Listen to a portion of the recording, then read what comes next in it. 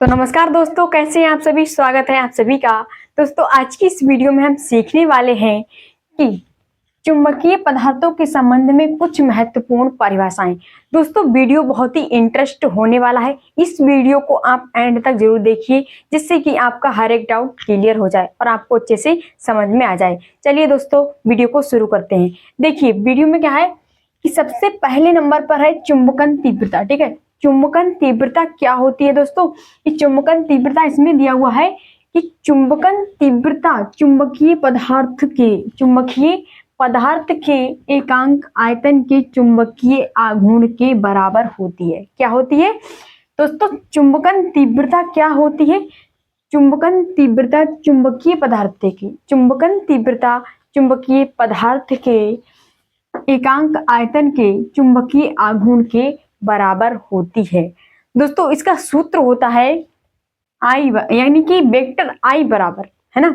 इसका सूत्र होता है वेक्टर आई बराबर वेक्टर एम बटे बी। ठीक है, जहां क्या होता है, जहां आई बराबर चुंबकन तीव्रता, जहां आई बराबर क्या होती है चुंबकन तीव्रता, और एम बराबर चुंबकीय आघूर्ण। एम बराबर चुंबकीय आघूर्ण, देखिए एम बराबर क्या होता है चुंबकीय आघूर्ण, वही चुंबकीय आघूर्ण होता है।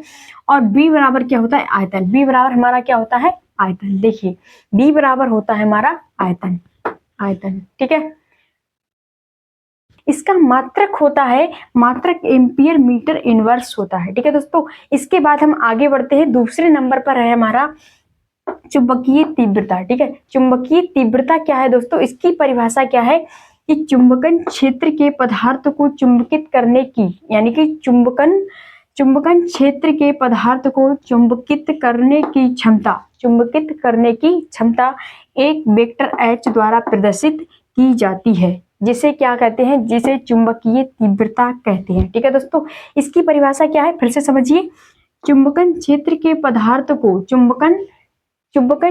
के पदार्थ को चुंबकित करने की क्षमता एक वेक्टर H द्वारा प्रदर्शित की जाती है, जिसे क्या कहते हैं, जिसे चुंबकीय तीव्रता कहती है। ठीक है दोस्तों, इसका सूत्र हो जाएगा वेक्टर H बराबर वेक्टर B बटे म्यू जीरो। वेक्टर H बराबर वेक्टर B बटे म्यू जीरो और माइनस वेक्टर I। ठीक है, जहां क्या होगा, जहां वेक्टर H बराबर चुंबकीय तीव्रता, जहां वेक्टर H बराबर चुंबकीय तीव्रता और वेक्टर B बराबर चुंबकीय क्षेत्र, वेक्टर B बराबर चुंबकीय क्षेत्र और वेक्टर I बराबर चुंबकन तीव्रता।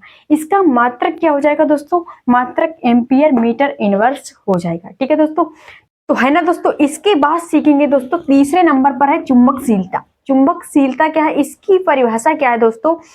ये ध्यान से देखिए कि इसकी परिभाषा क्या है। चुंबकीय प्रेरण वेक्टर बी तथा चुंबकीय तीव्रता वेक्टर H के अनुपात को ही चुंबकशीलता कहते हैं। किसे कहते हैं? चुंबकीय प्रेरण वेक्टर बी तथा चुंबकीय तीव्रता वेक्टर H के अनुपात को ही चुंबकशीलता कहते हैं। ठीक है दोस्तों, इसके बाद दिया हुआ है, इसे किससे प्रदर्शित करते हैं? इसे म्यू से प्रदर्शित करते हैं। इसे म्यू से प्रदर्शित करते हैं। ठीक है दोस्तों, इसके बाद आगे दिया हुआ है इसका सूत्र। चुंबकशीलता का सूत्र क्या है दोस्तों? म्यू बराबर वेक्टर बी बटे वेक्टर H। क्या है? म्यू बराबर वेक्टर बी बटे क्या है वेक्टर H। ठीक है दोस्तों, ये इसका सूत्र हो जाएगा। ठीक है, इसके बाद दिया हुआ है कि जहां क्या है वेक्टर बी चुंबकीय प्रेरण, जहां वेक्टर बी क्या है चुंबकीय प्रेरण और वेक्टर H क्या है चुंबकीय तीव्रता। वेक्टर H क्या है दोस्तों?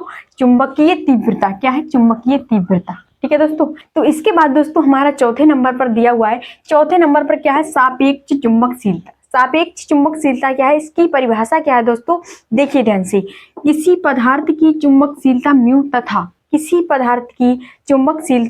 म्यू तथा वायु निर्वात की चुंबकशीलता म्यू जीरो के अनुपात को ही सापेक्ष चुंबकशीलता कहते हैं। ठीक है दोस्तों, किसे कहते हैं? किसी पदार्थ की चुंबकशीलता म्यू, किसी पदार्थ की चुंबकशीलता म्यू तथा वायु निर्वात की चुंबकशीलता म्यू जीरो के, वायु निर्वात की चुंबकशीलता म्यू जीरो के अनुपात को ही सापेक्ष चुंबकशीलता कहते हैं। ठीक है दोस्तों, इसका सूत्र क्या है देखिए ध्यान से कि म्यू आर बराबर म्यू बटे म्यू जीरो। ठीक है दोस्तों, म्यू आर बराबर म्यू बटे म्यू जीरो इसका सूत्र हो जाएगा। जहां क्या है म्यू क्या है, जहां म्यू क्या है, देखिए म्यू क्या है, पदार्थ की चुंबकशीलता, क्या है, पदार्थ की चुंबकशीलता, म्यू पदार्थ की चुंबकशीलता म्यू है। ठीक है, उसके बाद म्यू जीरो क्या है, निर्वात वायु की चुंबकशीलता, निर्वात वायु की चुंबकशीलता, देखिए निर्वात वायु की चुंबकशीलता। ठीक है दोस्तों, तो आई होप कि दोस्तों आपको ये समझ में आ गया होगा, सब कुछ समझ में आ गया होगा कि चुंबकीय पदार्थों के संबंध में कुछ महत्वपूर्ण परिभाषाएं ये 4 दी हुई हैं, आपको ये चारों समझ में आ गई होंगी। दोस्तों अगर आपको ये समझ में आ गई हो तो वीडियो को लाइक और चैनल को सब्सक्राइब कर लीजिए, जिससे कि आपको इसी प्रकार के नए नए वीडियोस मिलते रहें। तो दोस्तों मिलते हैं नेक्स्ट वीडियो में, आज के लिए इतना ही, जय हिंद।